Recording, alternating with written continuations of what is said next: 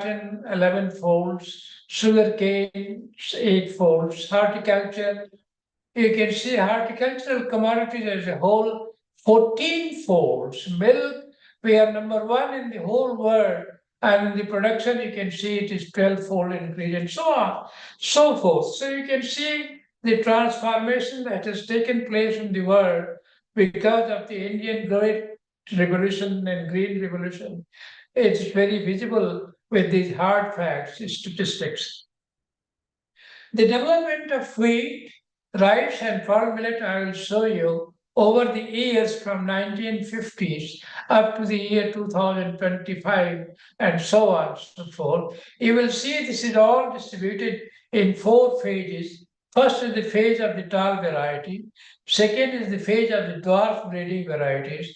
The third is the phase where we were able to add high yield potential built into resistance to rust and other genes deployed for the biotic and abiotic resistance. The fourth phase was to continue the emphasis on higher productivity and disease resistance. This you can see has happened in rice, wheat, and this I am showing you how the wheat productivity increased from somewhere around 1 ton to around 4 tons per hectare. Similar development you will find in rice, and this is what has happened in rice over the 4 phases which I mentioned to you.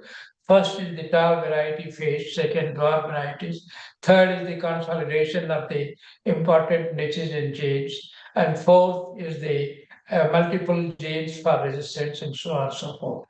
The same pattern you notice in rice also, which led to the grain revolution. Same thing started happening in palm millet of late and also in sorghum. And this happened not because of the dwarfing genes. The earlier in wheat and rice, it was because of the dwarfing genes. But here it was primarily because of the cytoplasmic male sterility, which allowed the production of the hybrid varieties. And with the hybrid varieties, the different CMS types, cytoplasmic male sterile types, were brought to bear upon the increased productivity over the years, even in palm millet as well as in sorghum and so on and so forth. So both the coarse grains and the fine grains had the revolution through the process of exploiting either it is the dwarfing genes or the cytoplasmic male sterility in terms of palm millet and sorghum. Not only that, but we also today have fortified varieties which are based on the genes that are able to control the protein content.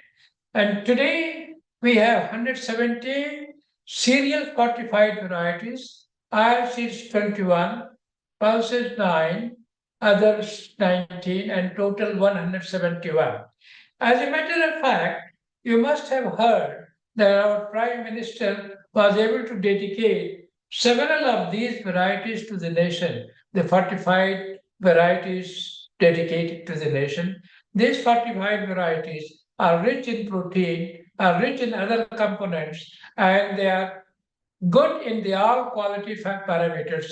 And this is where both the food and nutrition security are important, are being talked about together. If you see the Green Revolution, while it has really helped in meeting the India and India becoming the second largest agrarian economy in the world, being number 1 or 2 in the world for rice or wheat or sugarcane or cotton or in large number of other commodities including palm millet and so on. Today we find there is a paradox in the Green Revolution. What is the paradox? That while we have plenty or we are net exporter of 500,000 tons, particularly if you look at the basmati rice alone, which is the 12% of the total export of rice. So we are exporting so much, but at the same time, we have in our country what is happening in terms of the red points that you see here, environmental cost we are doing, we have to pay, socio-economic disparity continues, the food security disconnects continue. What is that? That Green Revolution has brought soil degradation, water depletion, chemical pollution, biodiversity loss, because few uniform varieties were cultivated in large number of local varieties. The farmers' varieties were really lost. Socioeconomic disparity continues, that those who are rich able to get the resources, they are the one who applied the fertilizer and water and were able to take the advantage of it. And those regions which were rain-fed remain behind, and this was very much dependent on the access of the input support. The food security disconnect is something which I would like to highlight. While we have been still struggling to meet the sustainable development goal number 2, that is the high hunger alleviation, we have not been able to meet that target. Do you know that in the whole world, India has about 35 to 40% of the stunted and wasted children? So how can you build a tall India on the shoulders of wasted and stunted children? You cannot. Therefore, this is a paradox. A large number of women folks, particularly in the age group of reproduction, from about 18, 20 to about 50, are highly anemic.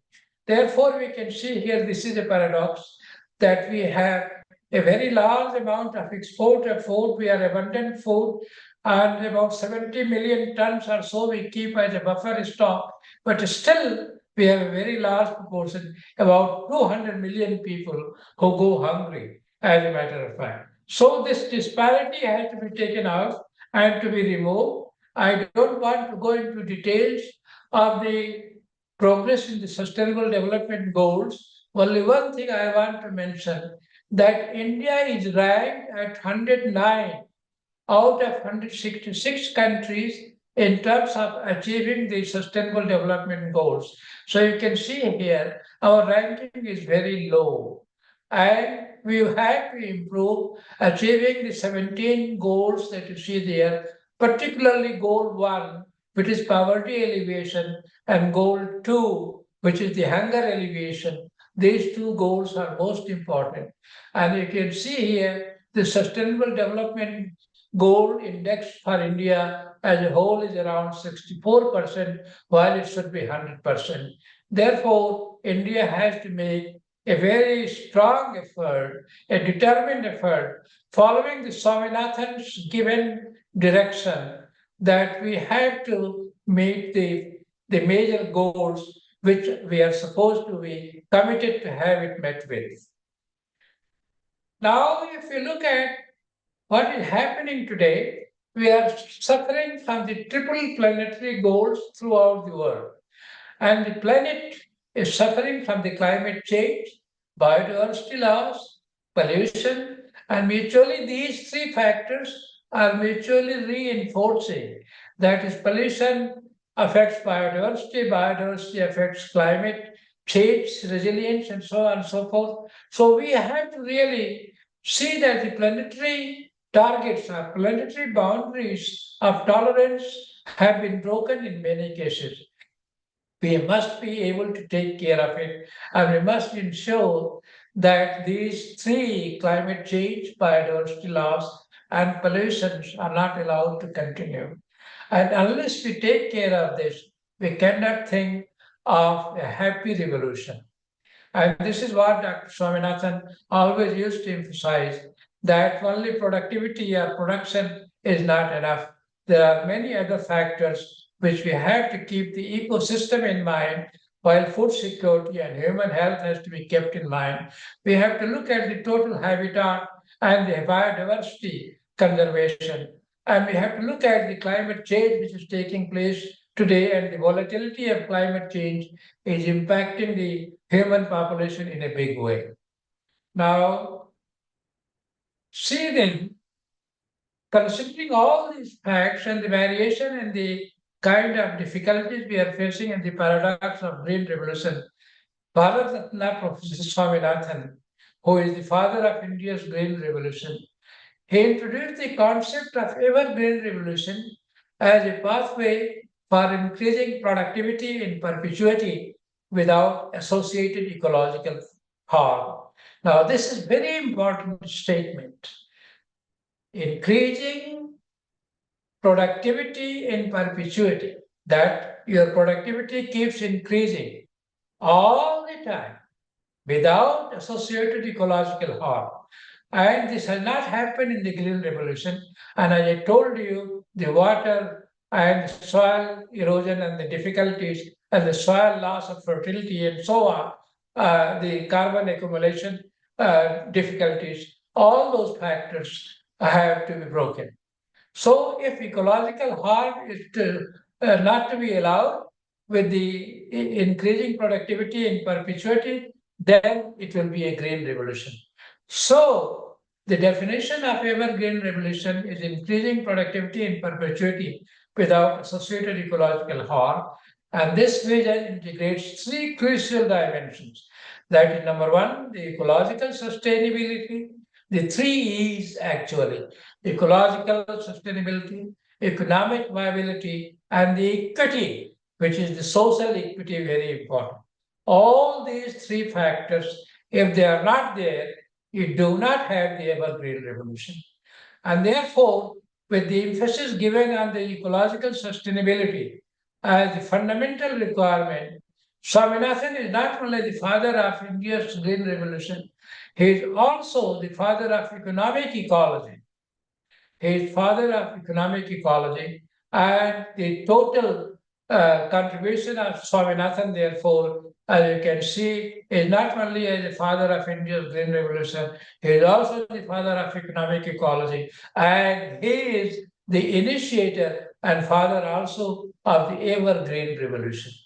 So, a person of his eminence who has given all these developments of evergreen revolution, thus is an evolution by integrating ecological principles with economic viability and social equity, leading to sustainable food systems. And this has happened because of the knowledge intensive achievement of productivity and perpetuity. Knowledge, this is where the research, technology development, and knowledge generation and transfer at the ground level becomes very important.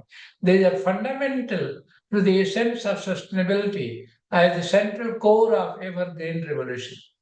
And therefore, if we go ahead for the core principles of the evergreen revolution, we have to have the integrated natural resource management.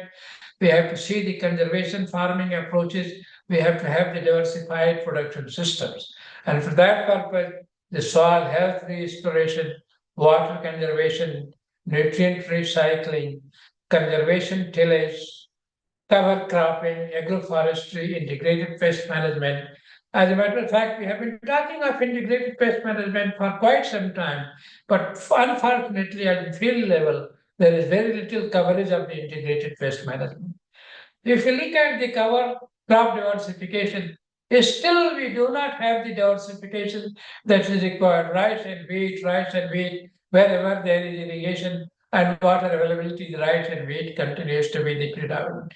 While the introduction of oilseeds or the introduction of pulses or the introduction of palm millets in place of rice and wheat with the maize taken as one of the major crops, there can be a more income, and crop diversification can result only also in the sustainability, nitrogen fixation with the legumes coming in the process, crop life, stock integration, and there will be multiple income streams. It is not only rice and wheat, it is legumes, it is oilseeds, it is all kinds of fiber crops and sugar crops and so on and so forth. All crops that provides the income streams of the various kinds, which will increase the opportunity of market availability in the whole world. So you are not limited only to a few commodities, you are then extended to all the major commodities that you can deal at the global level. So the global significance and endorsements of the pathways that I have mentioned to you is important for accepting the sustainable food security. So unless it is globally accepted, we cannot think of the sustainable food security.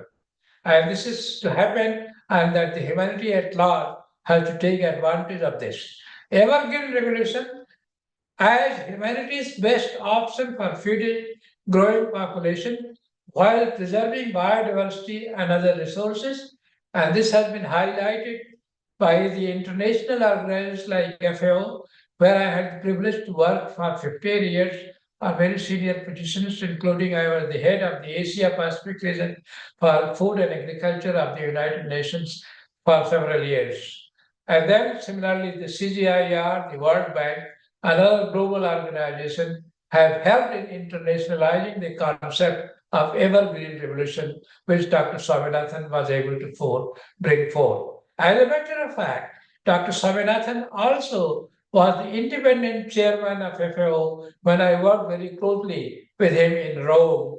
And this is where we were able to really come up with the farmers' rights in a big way. And we were able to work together to bring farmers' rights to the global level. The technology for sustainable intensification, therefore, had to be knowledge-intensive approaches, precision resource use has to be there, and the participatory innovations have to be kept in mind. And therefore, the ecological principles, soil ecology, biodiversity functions. Soil ecology, when I talk about, we must be able to see immediately the carbon economy. And today, the carbon economy and the carbon taxonomy has to be really seen more carefully because the carbon fuel and the carbon funding can become a very good source for smallholder farmers as well. We should be able to see that the biodiversity functions are maintained throughout because if you lose the genes, you lose the survival capacity. Without genes, you cannot make a difference in further developments. Therefore, if you have the right genes, only then you can make the difference for permanent nature. And this is why the biodiversity conservation becomes very important. Similarly, for precision irrigation in targeted nutrient management, and today what is happening, the imbalance in the nutrient management, and this is where the soil health card becomes very important, digital agriculture becomes very important, and the entire artificial intelligence, all those aspects will become very important today. Similarly, the participatory innovations, which includes the farmers' field schools, the farmer group organizations, the participatory plant breeding approach, and knowledge co-creation. All these factors means working together is the way forward. Sorry for that. I hope to say. Yes. Now, if you look at we can leave this out. If you look at the implementation challenges and pathways forward, the policy and institutional barriers are very important, and this is where we are. Today, for example, if we talk about subsidy structures, very often you run into the problem of loan waiver. In waiving the loans, of course, we are able to save money for the farmer. But mind you, whether these loan waivers have been able to give you the subsidy structures in such a way that will give you the permanent agriculture? No, this is not. So when we give subsidy, we should know where we are giving subsidy, and it should be well structured. Similarly, when we prioritize our research, it should be location specific, and it should not be just. We should be global in thinking, but local in action. Global with local action. Local action has to take care of the local requirements. Also, the market incentives have to be kept in mind because we cannot leave farmers behind. Because today, if you look at the average income of a farmer as compared to a non-farmer, it is 1:3 to 1:4. We cannot live in a disparity of this kind of the income disparity between farmer and non-farmer. Similarly, the knowledge gaps have to be very quickly filled, and therefore extension services become very important. And this today, as we are giving importance to research, technology, innovation, and innovation, today we have to give much more importance to extension services, linking the knowledge with the field and the ground reality. And to scale up the success stories, we have to have the context specification and the adaptability based on the context, not a general global context, but in a specific context, adaptation will be required. Farmer learning will become very important, and the policy alignment with the requirement of the local, if we think global, the local requirements will become very important. Biodiversity is the cornerstone of our green revolution, and I thought this will be very important for us to emphasize genetic resources for resilience, conservation through use, and ecological intensification. All these three are the major ways of biodiversity conservation, and I feel particularly, let me tell about the climate resilience. Unless we have the genetic resilience, we cannot have climate resilience. Therefore, the genetic resilience will come only when the biodiversity is conserved, and if it is not conserved, then whether it is the biotic or abiotic, pest or disease resistance, or the nutritional security or diversity will not be realized. Conservation then is important because if you conserve on the ground level, if the farmers are allowed or encouraged to maintain the biodiversity in their fields or in the area of the agroforestry and so on and so forth, we will be able to see that the evolution continues. If we don't allow the evolution to continue, we will be killing the mutation retention. And if you kill the mutation retention, you close the biodiversity growth. And therefore, it is very important that we allow the growth in biodiversity. And therefore, as we go along, when the biodiversity is maintained, the associated knowledge has to be also maintained. Biodiversity without the associated local knowledge has little reference, and with the gene banks which conserve the biodiversity will not be functional and cannot contribute to the ecological intensification. I will feel very strongly if you see the distribution of some of the climate smart varieties, for example, the CR Dhan 801, the Central Rice Research Institute development. For these, the QTLs have been added to Swarna Sub 1, and now you can see a rice variety 801, as you can see here, is now able to tolerate both submergence as well as drought tolerance. Can you believe it? If it is submerged, it tolerates submergence. If it is drought, it tolerates drought also. So this is because of genetic variability. And you can see the three genes which have been added to Sorna sub 1. So the gene 1, 2.1, 1.1, 2.1, 3.1, they have been added to the submergence tolerance. And so Swarna sub 1 now, with the genes added 3 times, is now tolerant both to the drought as well as to submergence. Similarly, we have come up with new rice varieties which are rich in protein content, and the CR Khan 310 and CR Khan 311 that you see here, they have the protein content of more than 10 or 11% or so, while the average rice protein content is normally 6 to 7% protein.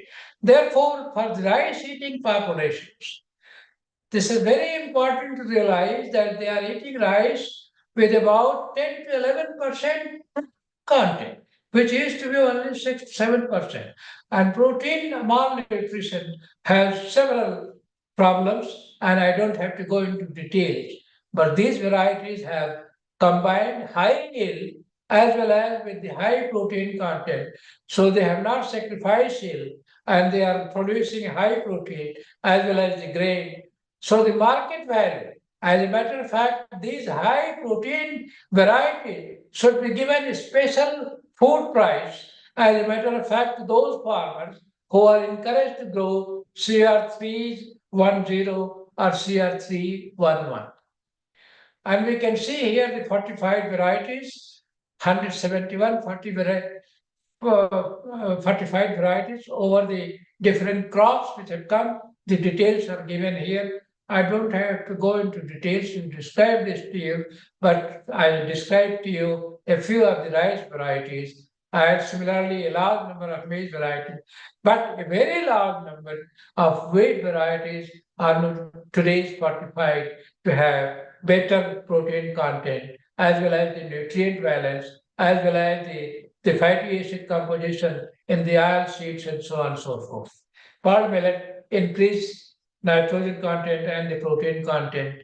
These are all very much available today on our plate. So right from plate to plow, if we see the addition to our total agricultural system, these genetic manipulations, which Dr. Swaminathan always used to give priority to biodiversity conservation, characterization of the biodiversity, knowing the genes which they contain and using them in appropriate breeding methods and genomics and so on and so forth is very important. Therefore, the conservation through the gene bank maintenance becomes very important. And you can see here the different gene banks in different countries. And you can see the India's gene bank is one of the largest gene banks in the world. And it contains more than 6 lakh germplasm accessions, and these have been characterized. Also, India has the PPVFR, the Plant Variety Protection Right, and the Farmers' Rights, which I mentioned to you that when me and Dr. Swaminathan were working together at FAO decision making, policy making, we were able to bring the farmers' rights to the whole world to be accepted, and PPVFR, plant protection variety and farmers' rights were brought together. And India has really taken the lead in that process and did not agree to other kind of negotiations. But the farmers' rights, India took the lead, and now today the whole world follows the farmers' rights. Now you can see India as a major contributor to the global gene bank. Similarly, in India, we have Vigrisat, where we have a very strong gene bank collection, and you can see the blue line of Vigrisat collection, and the overall National Bureau of Plant Genetic Resources collection is one of the world's top collections. Likewise, you can see the entire Europe is linked with tremendous conservation. Each country has more than 6,000 accessions and more than 6,000 accessions. Likewise, in USA and Canada, very large conservation. And of course, Australia also has very good conservation facilities for genetic resources. So all over the world, except in Africa, where also the number is now growing, and we have to help Africa and also some of the Latin American countries in that process in the globalized world, so that we are able to have the conservation of the genetic resources in the gene banks, including those in the cold places. Here, the community-based conservation, Dr. Swaminathan, the Swaminathan Foundation, Research Foundation, has really helped in conservation of genetic resources, both in terms of the local collections. And you can see MSSRF is encouraging the community seed gene banks. And these community seed gene banks, as you can see how many varieties they have been able to store. And these gene banks are conserved by the communities in the villages. And now, so if India has to grow, if India has to become Viksit Bharat, then the road to that growth passes through the fields of a farmer. And the fields of the farmers are also having today the responsibility of conserving the genetic resources that have come through generations. And as a matter of fact, it is these variations which help in meeting the new challenges, either it is a new disease, biotic or abiotic stress, or a new climate change, volatility, and so on and so forth. So therefore, the community gene banks are becoming very important.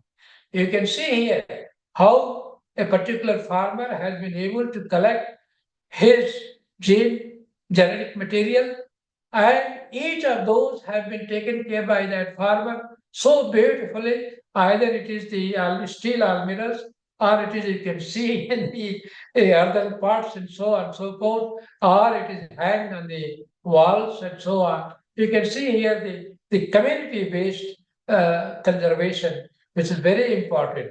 And if you have to conserve the domestic variation, the local variability, the what we call the field variability, the farmers must be encouraged, and therefore some way of encouraging this community-based conservation, we have to provide some support and help these people who are conserving the genetic resources on which the future of the nation will be built. Unfortunately, we find that the score for the biodiversity conservation is still low, is rather underutilized in the national forest systems, and we must make effort to really see that we encourage the domestic conservation at the farmers' field level. Not only the domestic conservation at the farmers' field level through the farmers alone, the modern technologies. Here you can see plant genomic collections and their utilization, adaptation in changing climate, how the genetic biodiversity can be utilized throughout the genetic system and from the wild species to the land races to modern cultivars. So when you grow from the wild species to land races to modern cultivars, you lose the genetic variability. If you have lost the genetic variability permanently and you have not conserved in the process in the beginning itself, then you will not be able to go back and take advantage of your bank. Therefore, it is very important to understand when you do the modern cultivar development, please don't forget that these modern cultivars, if they fall prey to biotic or abiotic stresses, they will need to go back and genes which are conserved in the wild or land racial support has to come up. So if you see from the wild, the richness of the genetic variability, when you come to the land races, the variability reduces. When you go to the modern cultivars, the variability further reduces. Now, therefore, when you go to pan-genomic work, one has to keep in mind that the genomes must be conserved. And with that conservation is the livelihood security, as a matter of fact, for genetic improvement. So, this genomics and biotechnology, all that work which goes on today, which I will just show you very quickly. The haplotypes for efficient use of genetic resources in plant breeding. This is a new technology which has come up. As you can see here, from the upper side is the phenomics and north side is the genomics. And if you go by the phenomics with the usual method, you lose a lot of variability, you are not able to conserve, but you go through the throughput, high throughput phenotypic characterization, you are able to characterize the right genotypes with the right phenotypes, and your phenotypic selection becomes genotypic selection, and you are able to immediately make a genetic advance.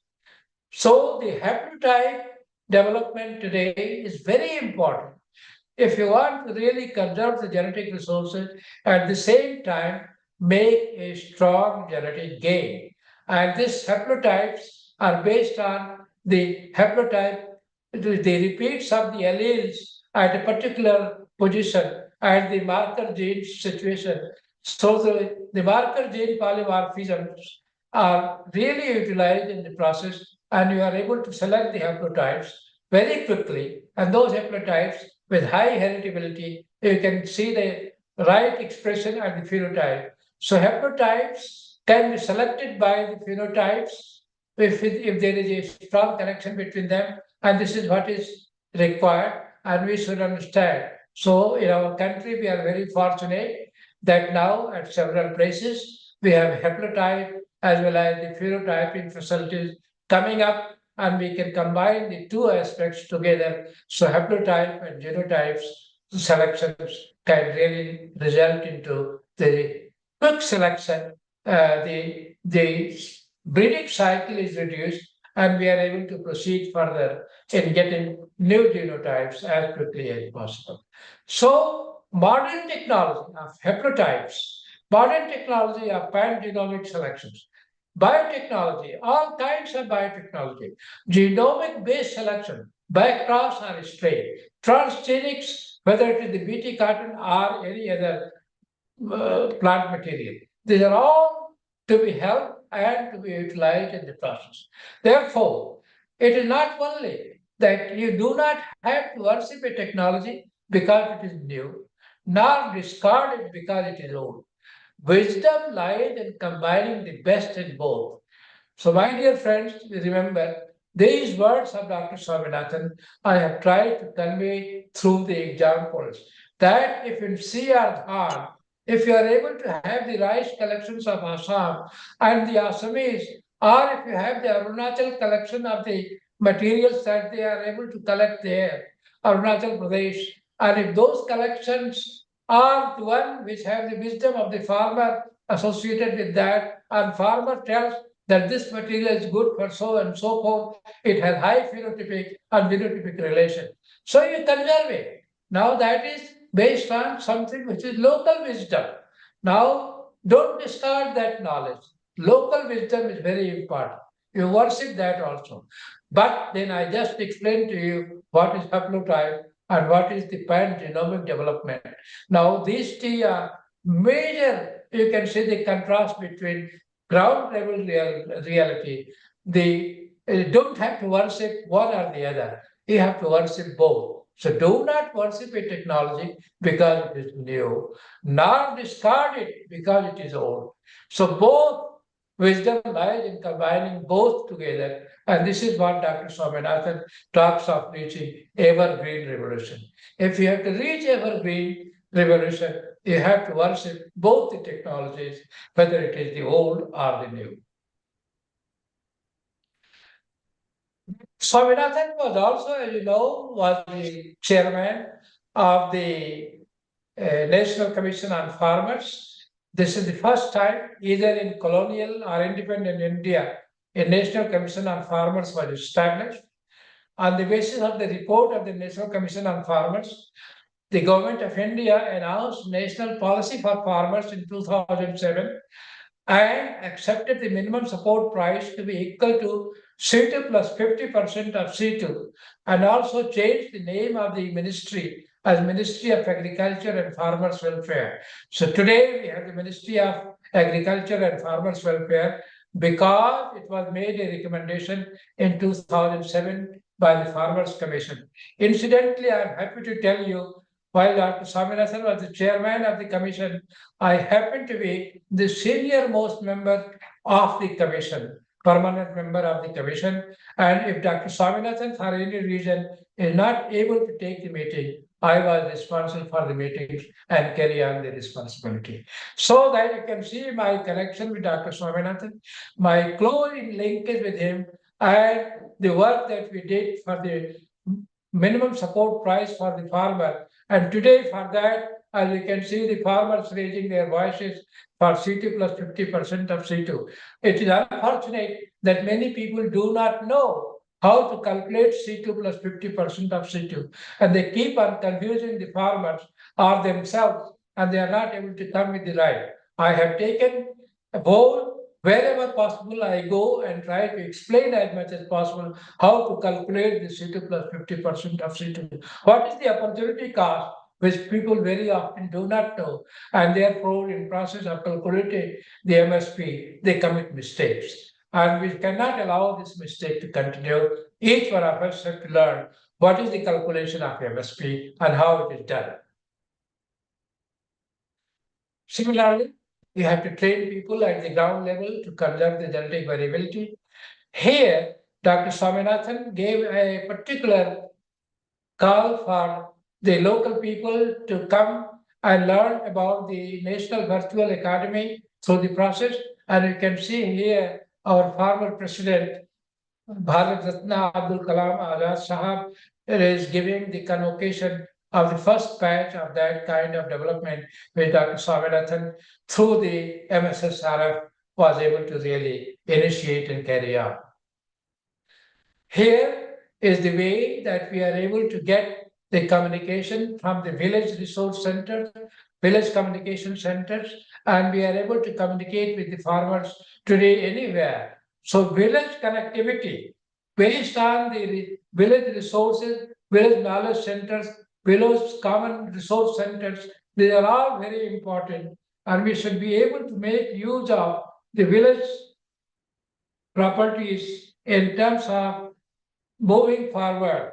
And if, as I said, village is so very important for India because 50% of the population directly involved in agriculture, and with agriculture is the path through which the Viksit Bharat path will be achieved.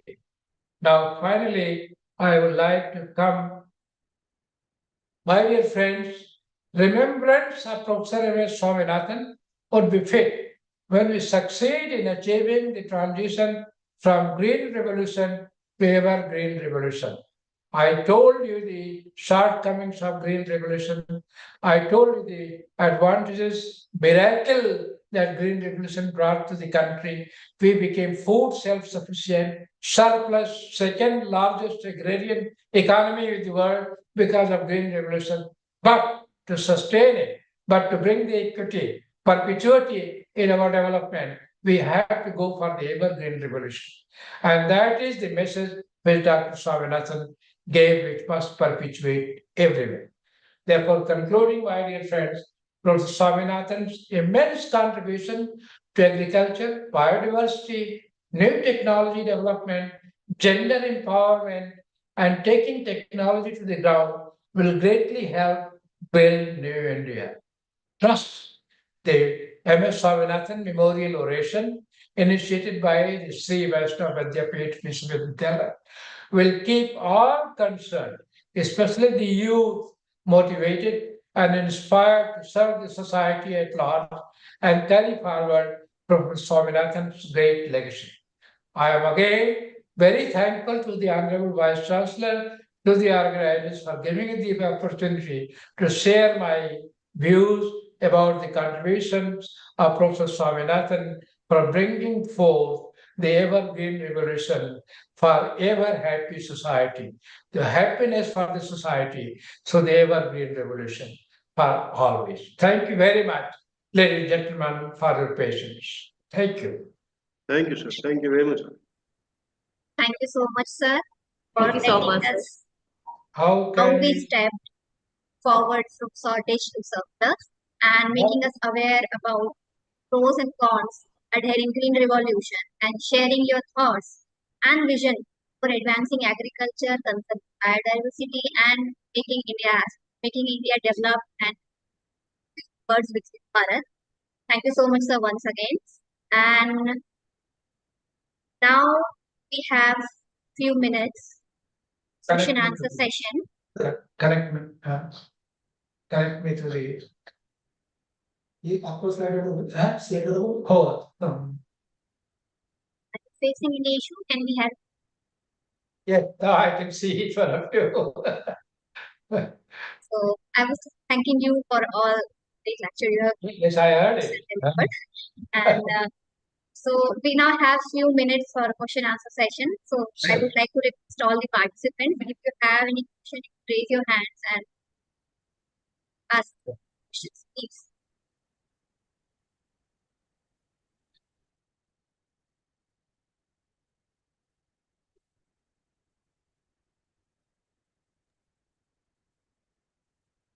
Dinesh, sir, please ask your question. I can't hear you. I can't hear you. Jitesh? Yes. Trinima, you just read out the question. Okay, I'll read the question. Don't worry, sir. I'll read the question for you. Dr. Dinesh is asking, the United States has set a 50% tariff on Indian imports due to India's refusal to accept US agriculture products. This aimed to safeguard Indian farmers but unintentionally hinder India's economic growth. Why is there reluctance to accept foreign agriculture goods in India is major crop producer? Please share your thoughts on balancing farmer protection with broader economic development. Oh, as a matter of fact, the current discussion is going on because of Donald Trump and other countries and so on and so forth. Let us not get into that. As a matter of fact, sooner or later, we shall be able to take advantage of this. In India, America is not the only country where we have to do the business with. The whole world is open for India. And India's friendship with every country in terms of acceptance, as you can see, particularly during the time of our present our Prime Minister, Honorable Modi ji, you can see the whole world looks towards India with a different, feeling and so on and so forth. So if Donald Trump's restrictions are the tariff, 50% and so on and so forth, as he talked about yesterday and before yesterday, and those will not be able to go for law. America will suffer by itself. As a matter of fact, India will not suffer. We shall be able to adjust ourselves in the total process. Thank you, sir. I guess Dinesh sir got his answer. Next, anyone want to ask a question?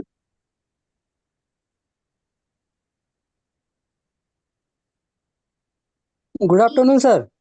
Good. Sir, being a person belongs to agriculture extension, I am interested to know something about community seed banks, how it is important for further research or development. Community seed banks are extremely important. As a matter of fact, the community seed banks provided to the local people more than 30,000 quintals of grains ever since they came into existence for reviving their crops and commodities, as a matter of fact. So, community seed banks are conserving the future for the country as a whole. So, I will feel that community seed banks should be encouraged, should be supported, and should be properly given the digital connectivity.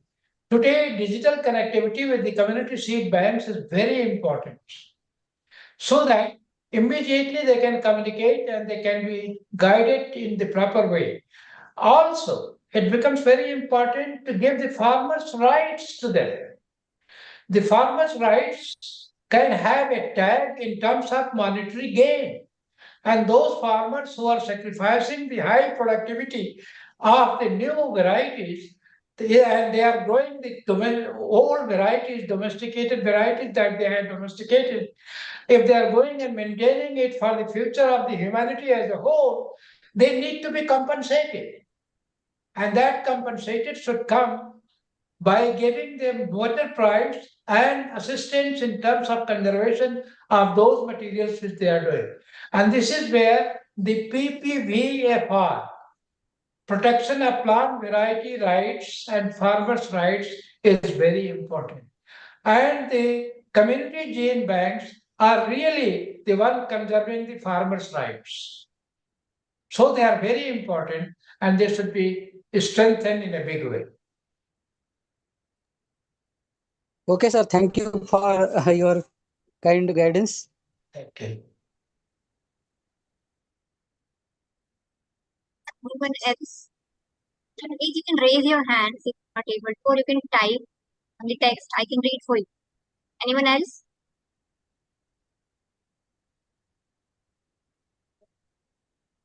I can't hear. Nobody is speaking. I'm waiting for it. If someone will raise their hand, I can. Okay, Archana ma'am is here. Please, ma'am. Hello, sir. Namaste, Dr. Archana from this side. Sir, during Green Revolution, we had seen some cons of Green Revolution that so many land, means thousands of hectares of land, it has become barren due to unmanagement of fertilizers and water. This was the main problem now we are facing. The second problem, as we had discussed today, is also of climate change.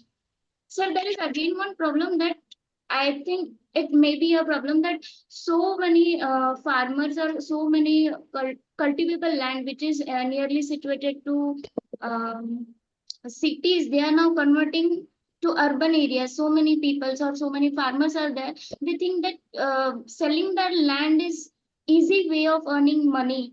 So again, one challenge that we are going to face now is shortage of land. So, sir, my question was, how can we deal with this problem? Yes, I I can understand your point. Now, look here, as a matter of fact, you cannot create land, and the population growth that you can see here in India is still continuing. We are already number one in the world in terms of population.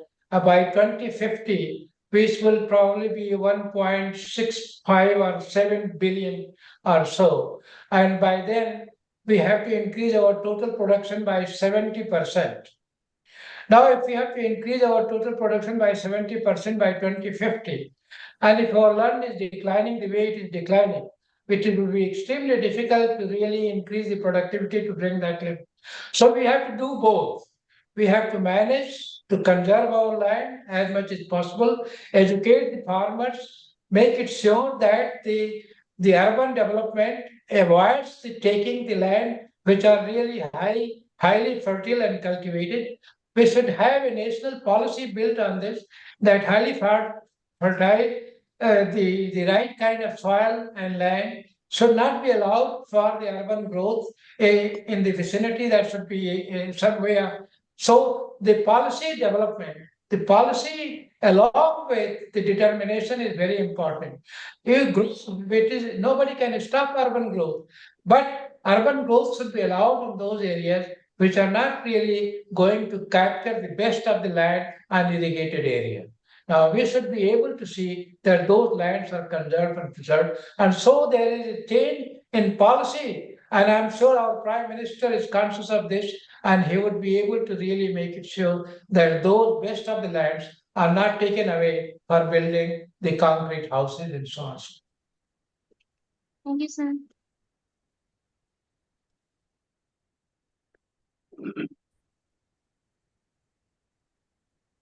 Yes. Sorry.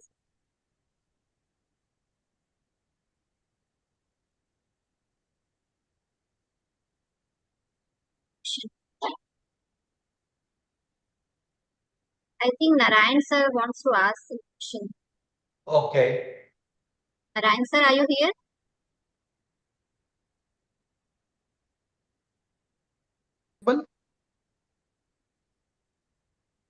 Yes, sir, you're audible. You can ask your question. Sir, my question is that even after the 78 years of the independence, why farmer has not right to decide his own produce market prices? Because farmer is presently not having more problem regarding the production, because whatever he is producing, no, he is not getting proper market price. Is a major problem of the present farmer situation. So why farmer is not having the right to decide the price of its own produce? Because consumer is deciding the price of it. So until and unless farmer is not deciding his own price of its produce, there is no sustainable development of the farmers. So what is your opinion on that? You are right. Of course, if you look at the farmers number is so large. If each farmer starts deciding its own price, would not be able to succeed. What is important is really that the farmer must get the appropriate price. Now, this is the right thing to do. An appropriate price, as I told you, that the National Commission on Farmers, which is accepted by the Government of India, C2 plus 50% of C2 is the price for the produce of the farmer. Now, this C2 calculation done by the different states and different people are not the same. This is very unfortunate. If we do the proper analysis of the C2, then one will get the right price, and the farmer's price will become at least 50 to 100% more than what he or she is getting today. Now, at certain sites will become, because the opportunity cost people don't know how to calculate. Also, the labor cost, the family labor cost is not being properly calculated.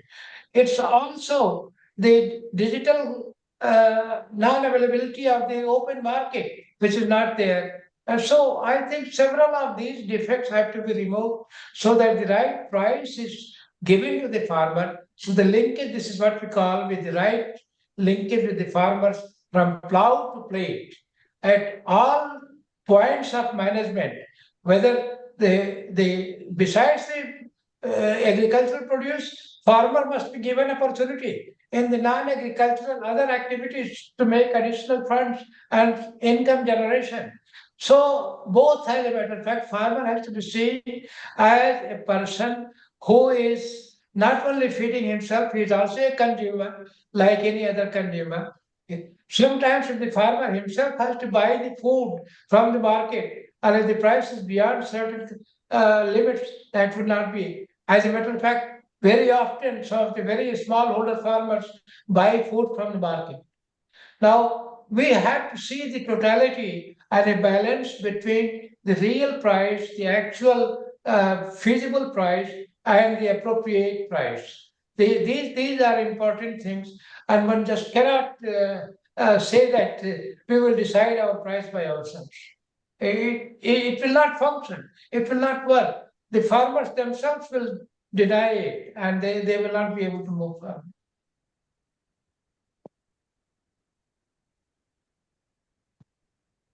Thank you, sir. Another question I have lined up by the Kishore Muthal. He's asking how to resolve certification and regulation barriers and market access issues in adopting evergreen revolution. As I said, the moment you are able to really educate the farmer of the appropriate application of the input resources. Now, the input resources very often are not properly utilized, and the farmers' knowledge, the extension people have to play a very important role in transferring the farmers' knowledge for utilizing the input resources. As a matter of fact, with half of the input resource today, we can produce almost 50% more than what we are doing. So, this communication, the farmer linkage with the knowledge that is available today. So, knowledge based enhancement in perpetuity is important. And that is the evergreen's basic knowledge. Knowledge has a price which nobody can pay for. As a matter of fact, it is this knowledge along the value chain, right from plow to plate. That is how you conserve it, how you process it, how you sell it, how you connect it to the market, and how you are able to protect it from any violations. And now what happens? You look at the applications of many of the spurious pesticides. Today, 40% of the pesticides used are spurious. 40%. Can you believe it? The pollution that it must be causing, the damage it is causing to the farmer, and the farmer crop is unprotected, but he has paid for the price because he is buying primarily from the dealers and not buying from the knowledge that where he will get the right knowledge. So I think some of these fundamental questions are very important, and only then the connectivity with the right market, with the right price will be appropriate. Otherwise, not. Otherwise, not. Yes, so wrap up the session with this question and move further in the session. So thank you everyone for engaging discussion and asking this question.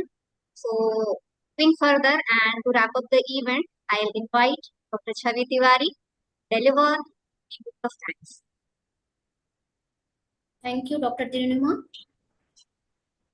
Honorable Vice Chancellor, Shri Vaishno Vidyapeeth Vishwavidyalaya, respected Dr. R.P. Singh, respected Professor Vinod Dhar, Coordinator, Shri Vaishno Institute of Agriculture, Head of the Institutes, Head of the Department, faculty members, staff members, and students.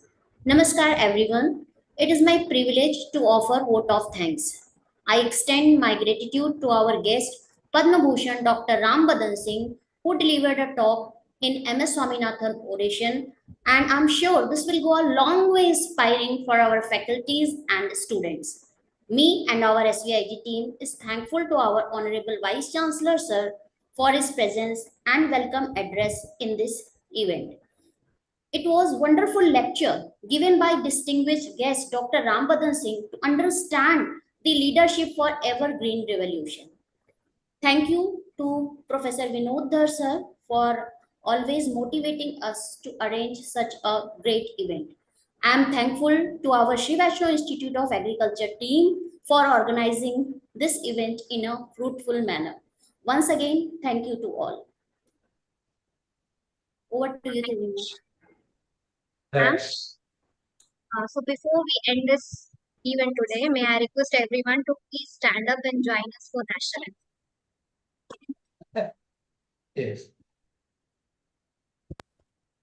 जनगण मन अधिनायक जय हे भारत भाग्य विधाता पंजाब सिंध गुजरात मराठा द्राविड उत्कल बंगा विंध्य हिमाचल यमुना गंगा उच्चल जलधि तरंगा तव शुभ नामे जागे तव शुभ आशीष मांगे गाहे तव जय गाथा जन गण मंगलदायक जय हे भारत भाग्य विधाता जय हे जय हे जय हे जय जय जय जय हे Thank you, everyone. Thank you very Thank much, you Doctor. Thank you very much, Dr. Singh, for Thank spending you. time with us Thank you so much. on death centenary of Dr. M.S. Swaminathan, sir. Thank you very much. Thank you Thank indeed. you. Thank you all for your gracious presence and participation. May the spirit of leadership and sustainability we have witnessed today as Dr. R.P. Singh inspired us collectively in this journey ahead, and wishing you all wonderful day. Thank you all. Thank you so much. Thank you very much. Thank you so much, sir.